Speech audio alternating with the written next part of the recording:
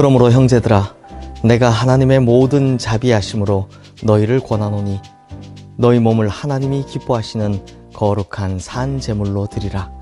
이는 너희가 드릴 영적 예배니라. 너희는 이 세대를 본받지 말고 오직 마음을 새롭게 함으로 변화를 받아 하나님의 선하시고 기뻐하시고 온전하신 뜻이 무엇인지 분별하도록 하라. 로마서 12장 1절에서 2절 말씀. 아멘. 성도님들, 어제는 우리가 배은망덕한 성도가 되지 않기 위해서 우리의 몸과 마음을 하나님께 드리라 라고 배웠습니다. 이것을 영적 예배라고 하는데요. 그런데 우리가 하나님께 드린다라고 할 때 꼭 기억해야 할 것이 있습니다. 바로 하나님께서 받으시는 세 가지의 조건을 기억해야 한다는 겁니다. 첫 번째로, 하나님께 우리를 내어드릴 때는 하나님이 기뻐하시는 제물로 드려야 합니다. 성도님들, 하나님께서는 아벨의 제물은 기쁘게 받으셨지만 가인의 제물은 기쁘게 받지 않으셨습니다. 또 예수님께서는 세리의 기도는 기쁘게 받으셨지만 바리새인의 기도는 받지 않으셨습니다. 그러면 하나님께서는 어떨 때 기쁨으로 받으시겠습니까? 바로 가식 없이, 즉 내가 먼저 기쁜 마음으로 내어드릴 때입니다. 우리가 기쁜 마음으로 드리는 예배를 하나님께서는 당연히 기쁘게 받으십니다. 이거 참 당연한 이야기지만 참 슬픈 것은 언제부터인가 많은 그리스도인들에게 예배라는 것이요, 기쁨과 감격이 아니라 의무가 되어버렸습니다. 빌리 그레이엄 목사님의 말씀에 의하면 많은 그리스도인들이 일요병을 가지고 있다고 합니다.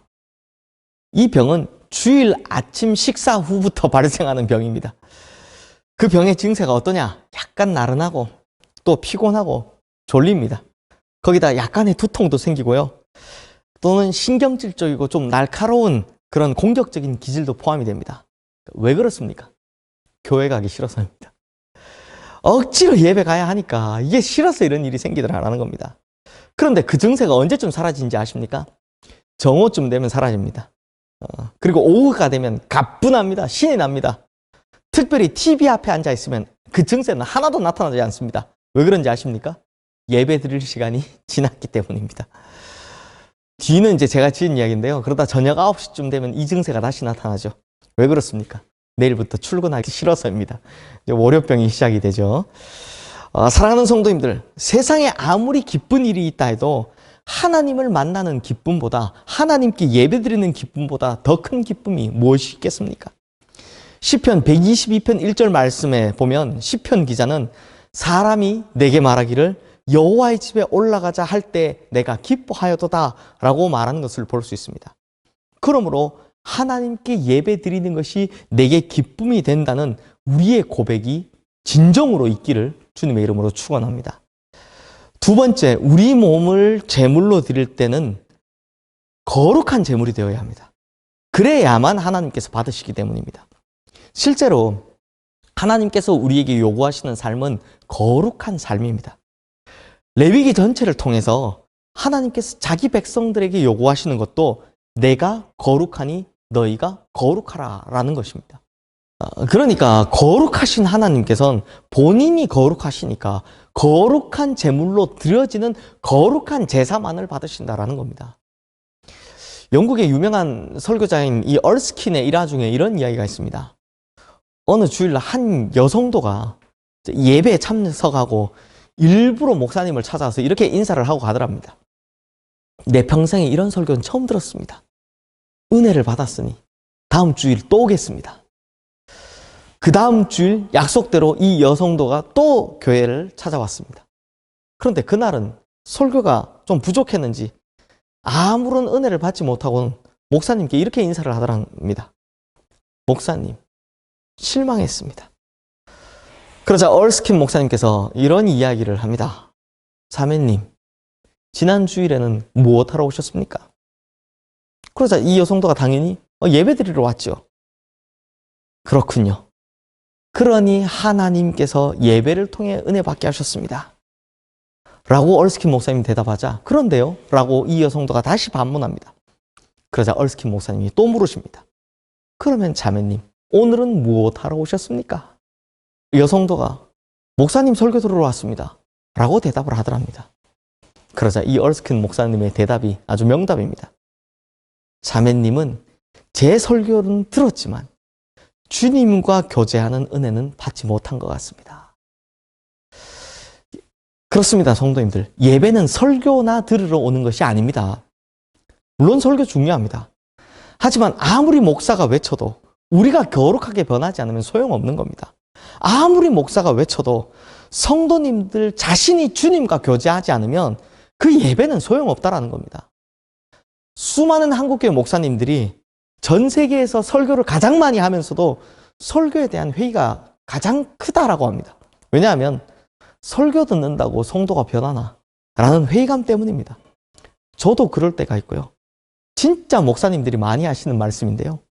그럼에도 이 이야기는 목사가 하면 안 됩니다. 목사들이 반성해야 되는 거죠. 왜냐하면 하나님 음성 듣는 일을 통해서 변화시키겠다는 기대가 없다면 목사를 할 필요가 없기 때문입니다. 하지만 성도님들, 바꿔서 생각해 봅시다. 목사님들이 대체 왜 이런 이야기를 하겠습니까? 왜 이런 한탄을 하겠습니까? 아무리 해봐도, 아무리 외쳐봐도 성도들이 안 변하니까 어느 순간 포기해버리더라라는 겁니다. 그러므로 성도님들, 우리가 하나님 앞에 진정으로 드려지려면 이 예배당에서 드리는 예배부터 거룩하게 바뀌어야 합니다. 그래야 삶의 예배가 거룩하게 바뀌어지는 법이기 때문입니다.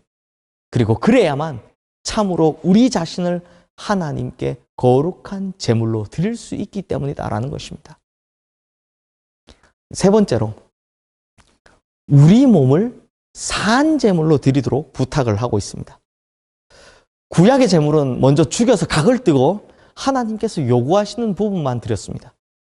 그런데 신약에 와서 복음은 우리에게 죽은 제물이 아니라 산 제물로 드려질 것을 요청하고 있습니다. 이게 무슨 말이냐 하면요, 하나님께서는 어느 부분, 어느 한 조각의 제물이 아니라 우리의 있는 그대로를, 우리의 전부를 받기 원하신다라는 겁니다. 우리가 하나님의 은혜에 반응할 때, 하나님 은혜에 헌신할 때 조금만, 부분만 해서는 안 된다는 겁니다. 있는 그대로 전부를 하나님께 드려야 한다는 것입니다. 왜 그렇겠습니까? 하나님께서 먼저 하나님의 전부를 다해서 나를 구원해 주셨는데 당연히 나도 나의 전부를 드려야 하는 것 아니겠습니까? 그런데 나는 그게 아깝습니다. 이게 문제라는 것입니다. 사랑하는 성도님들, 이제 우리는 우리의 모든 것을 주님의 제단 앞에 드릴 수 있어야 합니다. 하나님께서는 자기의 전부를 제물 삼아 우리를 구원해 주셨습니다. 그리고 이제는 우리의 몸을 제물로 받으시고 우리를 통해 자신의 뜻을 이루시고 그 기쁨을 함께 하기를 원하십니다. 그러니 우리는 정말 거룩하게 변해야 합니다. 부분이 아니라 전부가 거룩하게 변해야 합니다. 그리고 그 전부를 주님께 내어드려야 한다는 겁니다. 심판의 날에 어제 우리가 본 김삿갓 이야기에 나온 그 사또의 판결처럼 너는 네 보따리나 찾으러 가라 라는 판결을 듣지 않으려면 우리는 우리가 주님께 받은 은혜를 갚아나갈 줄 알아야 한다라는 겁니다. 바로 우리의 전부를 기쁨으로 드리는 거룩한 제물의 모습이 우리의 삶에 필요하다라는 것입니다. 그러기 위해서 기쁨의 제물이 되고 거룩한 제물이 되고 전부를 드리는 제물이 되어서 주님 앞에 서는 날, 내가 너를 기쁨으로 받았노라, 내가 너를 거룩하게 보았노라, 내가 너의 전부를 받았노라, 이렇게 칭찬 듣는 성도님들 되시기를 주님의 이름으로 축원합니다. 기도하겠습니다. 하나님 아버지, 하나님께서 우리를 산 제물로 받으시는 법칙, 기쁨의 제물이 되어야 하고 거룩한 제물이 되어야 하고 우리의 전부를 드려야 한다라는 이 세 가지 원칙을 꼭 기억하게 하여 주시옵소서. 그래서 우리가 우리의 모든 삶을 주님 앞에 기쁨으로 거룩하게 전부 내어드려서 주님 만나는 그날 내가 너를 기쁨으로 받았다고, 내가 너를 거룩하게 보았다고, 내가 너의 전부를 받았다고 칭찬받는 우리 모두가 다 되게 하여 주시옵소서. 예수 그리스도 이름으로 기도드리옵나이다. 아멘.